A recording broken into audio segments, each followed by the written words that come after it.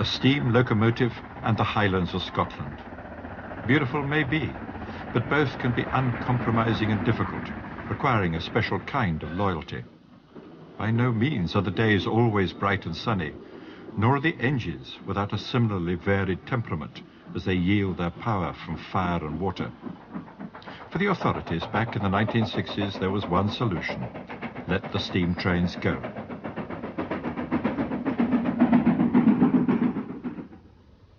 Then in the 1980s, they had an astonishing change of heart: bring steam back again.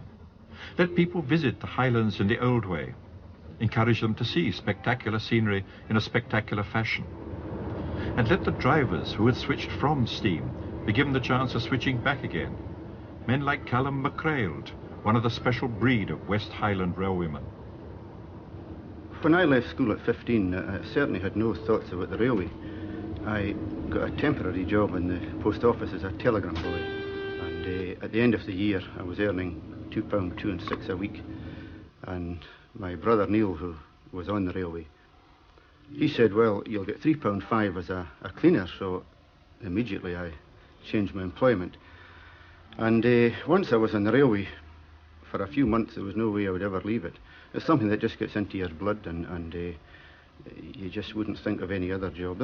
Some people did start and leave, but there was no way I would ever have left the railway.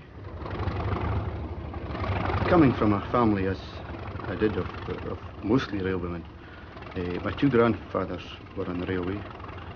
My father was on the railway. I had 8 uncles on the railway. And I have 2 brothers that were on the railway. One is now retired. So I think once I started, there was no way out of it. That was me. I was a railwayman. I didn't know it.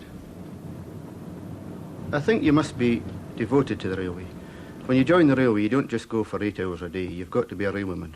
After that, you do other things. But the railway has the first call on you. And they know about that because they send for you any time it suits them. You just get a line, turn out all speed, and they expect you to come. And I think if you're a true railwayman, I think you'll be there. Just about 3 weeks before our first baby was due, he was due to be home about 9 o'clock at night. And it came midnight, no word from him. 1 o'clock, 2 o'clock. He eventually came home at 3 o'clock in the morning to find an extremely anxious wife. He'd had to walk about 2 miles across Rannoch Moor to get help. The train had broken down, I think that time in a snowdrift as well. And by the time he came home, I'm afraid I was in quite a state. And also very angry that nobody had told me about it. Well, Helen usually knows when I'm away down the road, and I've no doubt she thinks about it and wonders how I'm getting on, because it is a difficult job when there's snow. But she puts up with it and she doesn't complain. And she doesn't tell me she worries, but I've no doubt she is a wee bit bothered.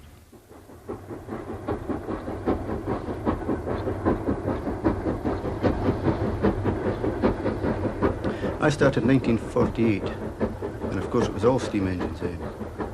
Nothing else. We didn't know what diesels were then. All hard work and dirt. But we didn't mind.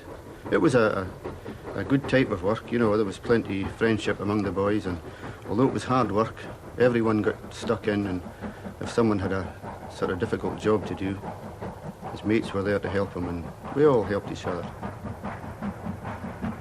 Someone also getting stuck in on a difficult job in those days was the famous Dr. Beeching, who killed off railway lines almost as if he was on commission. Dr. Beeching was just a name to us. He was doing damage down south, but he never quite reached our area, and we treated him like a sort of disease. If you can keep clear of it, you just leave him alone and hope that it won't affect you. Dr. Beeching, to my mind, was just a butcher. A 5-year-old could have done what Dr. Beeching did, because he just looked at a profit and loss account and he said, well, this line's paying and this one's not, so we'll cut it away. I think it was criminal. So that's about all I can say about Dr. Beeching. So not only did the line from Fort William to Mallaig on the west coast survive, but surprisingly, so did an LNER engine actually designed for working the West Highlands. British Rail has to hire it from the enthusiasts who own it. I had fired steam engines for 15 years before the diesels came, and we had a lot more to do than we have now, because we very often came in off a job and disposed of our own engine, which meant pulling the fire or dropping the fire, coaling and watering it, cleaning ash pans, smoke boxes, that sort of thing. When you would clean the fire, you had to go down underneath the engine in a pit and clean the ash pan. Very often the wind would just decide to change and you'd get all the white dust of the ash pan covering you just. And you would come up then and you'd clean the smoke box, and that's black ash, and you would end up, you were black, and it was rather like the black and white minstrels, because one minute you were white, the next minute you were black, and at the end of the day it was doubtful just what colour you would end up. But then it all came off. A good wash and you were clean again. How are things today? Oh, not so bad, apart from the weather. Aye, well, I hope it clears up. When the engine comes up to Fort William, the owners send their representatives with it, who look after it. They're actually mechanical men. They're fitters or mechanics, and they maintain it. And when we come in at night, they dispose of it. They take the fire out of it and clean the ash pan, smoke box, and they check the engine over. Anything that's needing repaired is done by them. So we really have the nice part of it. We just step on and drive it, which is quite nice. Much better than the old days when we had everything to do. When you go out to work the steam engine, you're not just too sure of what's going to happen, because there's several factors that are unknown. You're not too sure what the coal's like. The engine might not be doing quite as well, say if the fire hasn't been cleaned properly, or if the ash pan is a wee bit dirty or something like that. There's one or two factors you're not sure about until you get going. It's just a case of doing everything you can as best you can and just watch for the results.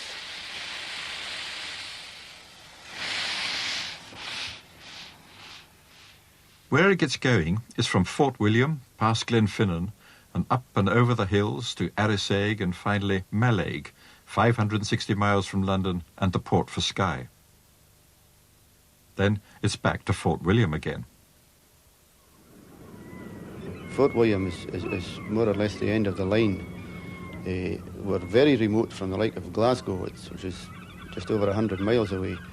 There are drawbacks, because if you need something special, say something for your electric cooker or something for your car, you just can't get it in Fort William.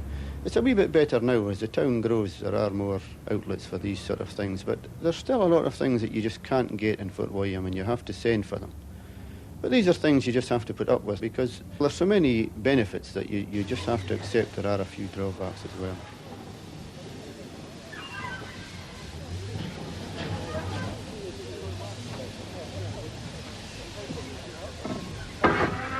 Fort William may be a long way north of Glasgow, but the steam is an extra attraction for someone to photograph. And people do come from far and wide to get a breath of the past alongside modern times.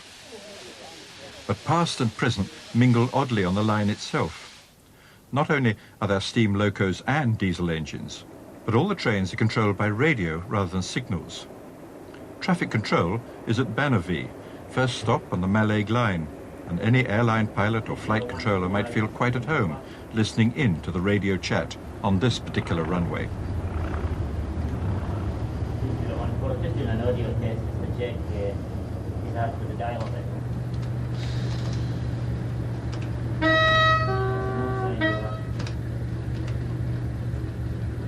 Welcome, Barnaby 2123. Request to enter the system at Fort William branch. Over. 2123, Railcon Bannervie, roger, to enter the system at Fort William. Present hold, send, over. Railcon Bannervie 2123, request a token from Fort William to Glenfinnan. Over. For a long section token, Fort William, Glenfinnan. Present hold, receive, over. Railcon Bannervie 2123, roger, out.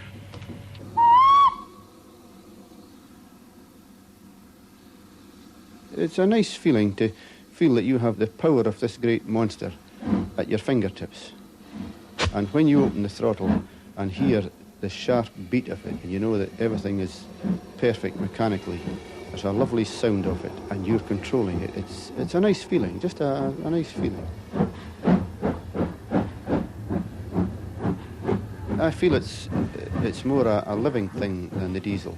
The diesel is just, you just sit in it and open a lever, pull a handle and it goes. But the steam, the fact that you have to do everything to get the results, you feel it's more a living thing.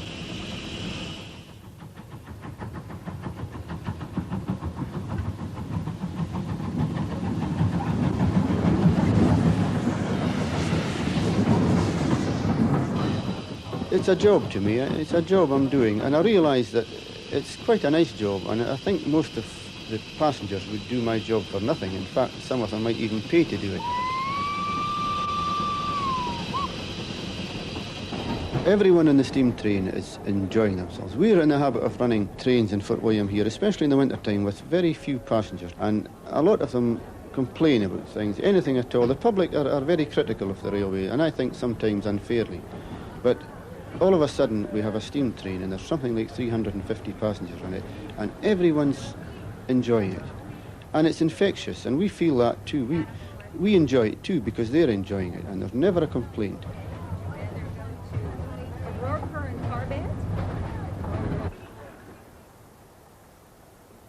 I would say without hesitation that the Mallaig line is the nicest line, I think, in Britain. It has to be.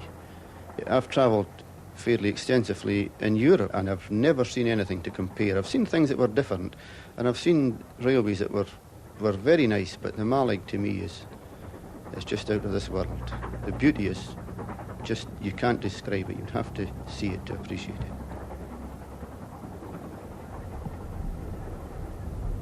Not only are there the highlands and the lochs and the islands, but a great feeling of history, as at Glenfinnan, where Bonnie Prince Charlie raised his banner, and of the crofters being cleared from the land, and then of Scotland being discovered by tourists, by romantics, and by the railway.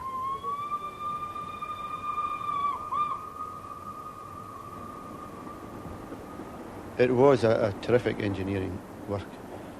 Sir Robert McAlpine was the engineer, and he must have been some man, because when you look at some of the work that's on the Mallaig line, they say it was one of the most expensive lines in Britain to build because of all the tunnels and rock cuttings. I think it was the most expensive line in Britain per mile.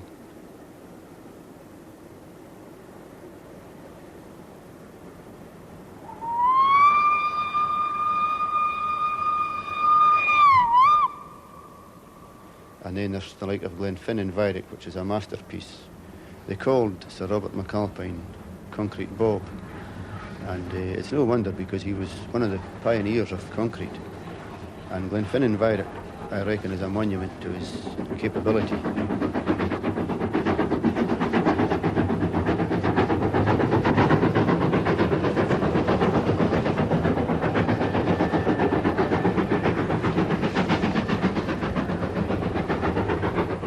Every season of the year is different. In fact, every week almost is slightly different. You get all the different types of lighting. And then, of course, throughout the year you have the autumn with the lovely colours, lovely browns and auburns and all that. The heather turns beautiful colours.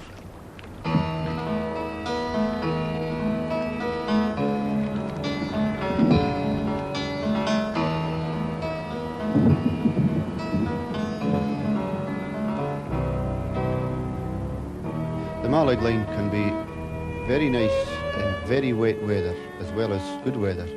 There's days I've gone to Mallaig when there was torrential rain, and the streams and small rivers and that are just foaming, and there's something very, very beautiful about that, as well as seeing it in good weather.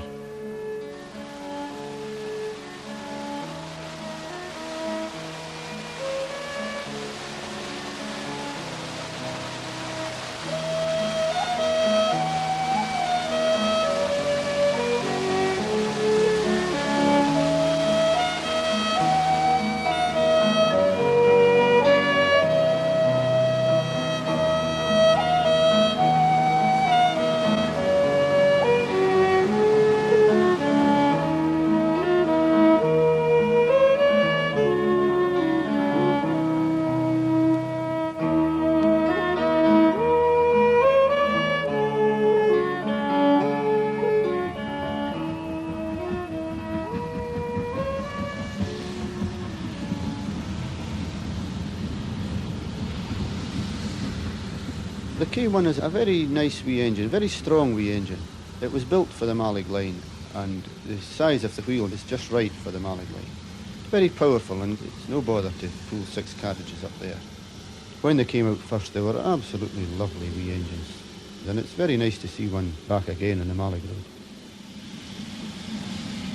Railcom Banavie 2123, I now have a blank display and request the Glenfinnan Arisig token. Over. 2123, Railcom Banavie, Roger. For a Glenfinnan. You feel you're never on your own now. At one time, you could fail maybe in the middle of a moor and have several miles on either side that you had to walk. But with this system, no matter what happens, we can just radio the controller, and within a very short time, something's being done.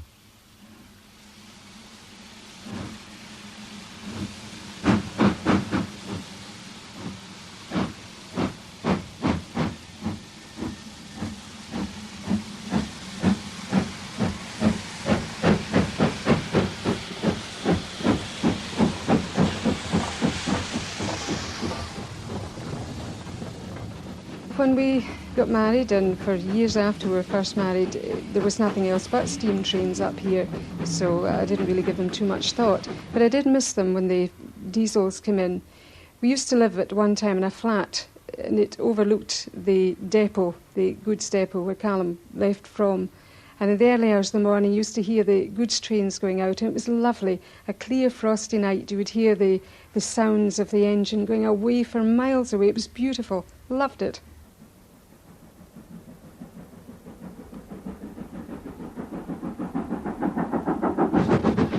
If you were locked in a dark room and you smelt, you would know exactly what it was if you smelt a steam engine.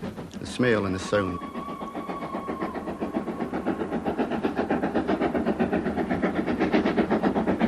There's a lovely sharp crack off them when they're in good form, you know. They're just lovely, lovely sound of them.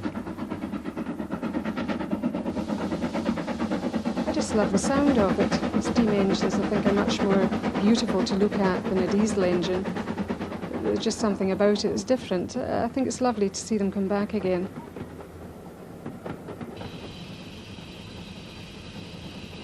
I think of myself as a sort of practical chap, quite keen on mechanics and that sort of thing. And the steam engine, to me, is just a massive thing with hundreds of beautifully engineered parts. You could more or less take one of 100 parts home and polish it up and put it in your mantelpiece as an ornament, you know. Lovely movement. You can see it working. I think that's what appeals to small boys too. They can stand at the side and see the motion. You can see what it's doing. And I suppose if you explained it to even a child, they can understand how it works. It's very simple.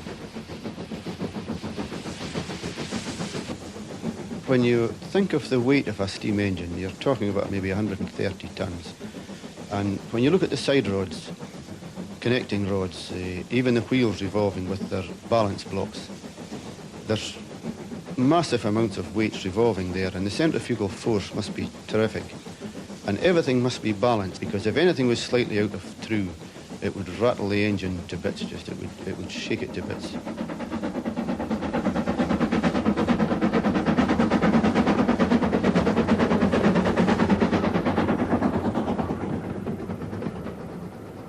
When you go over the hill at Glenfinnan, you see Loch Eilt stretched out in front of you, and it's must be 3 or 4 miles. Lovely little loch with islands in the middle of it, and with a reflection in the water. It's a beautiful sight.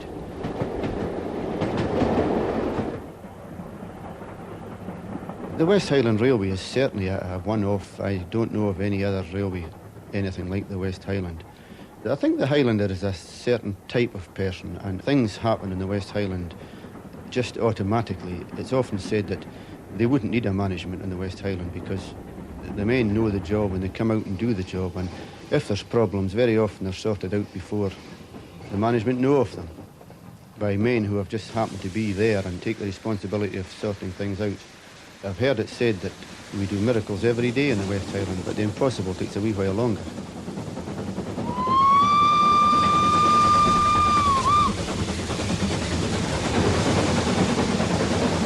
When I started at 16, we had to do 313 firing turns, I think it was, and then you were called a first-year fireman.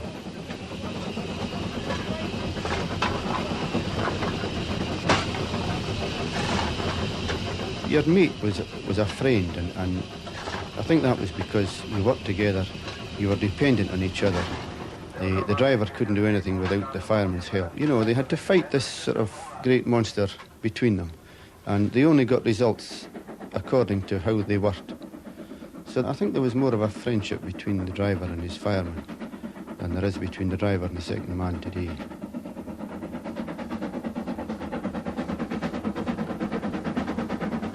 When the steam engines went away and the diesels came, I put a stone in weight on within a year. So that just proves that, although we didn't realise it at the time, we must have been working. Welcome, Barnaby 2123. The RSA Mallaig token now on display and request permission to proceed. Over. 2123, Roger. Your permission to proceed from RSA to Mallaig, over. 2123, Roger, out.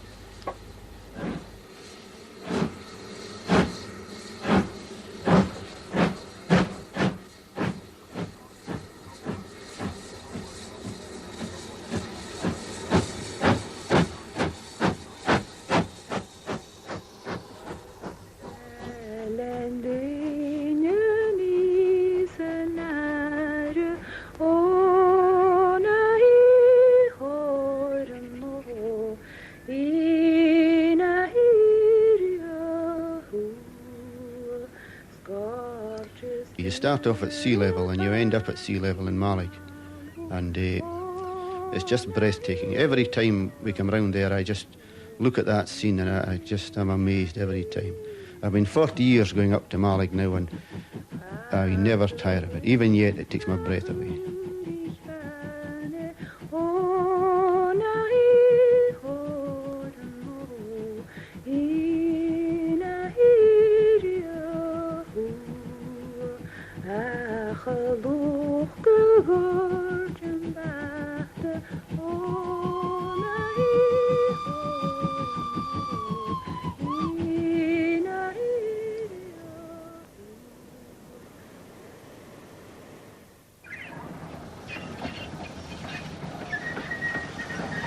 When we went to Mallaig, it was very common to have 2 or 3 fish specials a day. I think the record was 18 special trains in one day from Mallaig.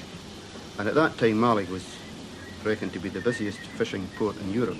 It was just a hive of activity. There was 2 steam cranes on the pier unloading boats, loading wagons, and you could be more or less knee-deep in herring at that time. There was herring everywhere, and seagulls by the thousand, trying to steal them, you see. And when we used to go up there, of course, young, starving, you know, at 16, 17, you could eat anything, and the Mallaig kippers were lovely, and we very often got a couple of kippers and put them in a shovel and cooked them, and they would cook in their own juice. Beautiful. At that age, we could just about eat all the kippers in Mallaig, you know, and they were delicious.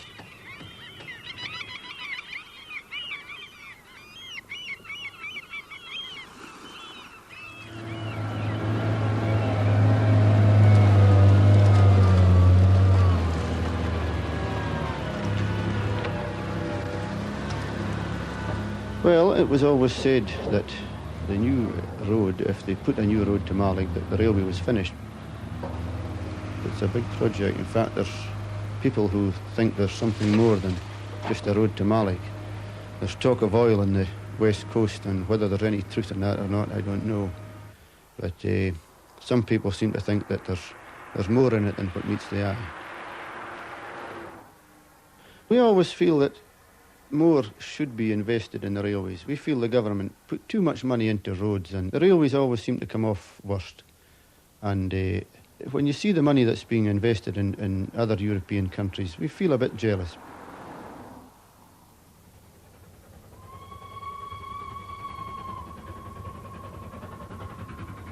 The future for the Mallaig line was a bit doubtful a few years ago, but I think because of the steam engine, it's a bit better now, because every day it runs, there's about 350 passengers go to Mallaig.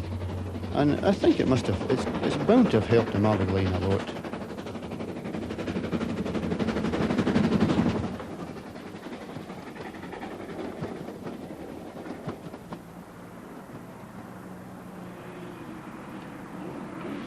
I can usually say that I've enjoyed my day's work, because I do enjoy my job. I'm maybe fortunate in that respect. I like my job, so many people don't. And when I come home, I like to leave the railway behind me and come home and maybe have a shower and go out fishing in my boat. Hello there. Hello there. Have a good day. Hi, no bad. It's lovely and warm now, sunny isn't day. it? Hello there. If it's a nice day and maybe Helen's working, quite often I just go away and I spend the whole day in the boat. I take a flask with me and go away fishing all day. The dogs like coming out in the boat, and if I don't take them, they're inclined to go in the huff and they don't have anything to do with me when I come back. They're run down to it and they're jumping, trying to get into it. They're ready to go any time. I think they like fishing. They don't know what to do with them when they catch them, but they like fishing. Come on,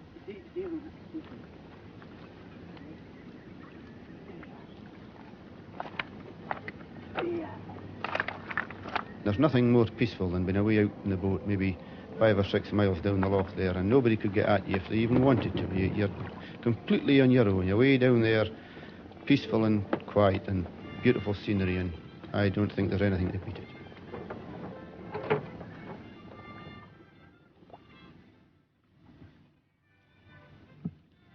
I think I'll miss the railway when I retire. I think there'll be something wrong with anyone who worked in the railway all their days and didn't miss it.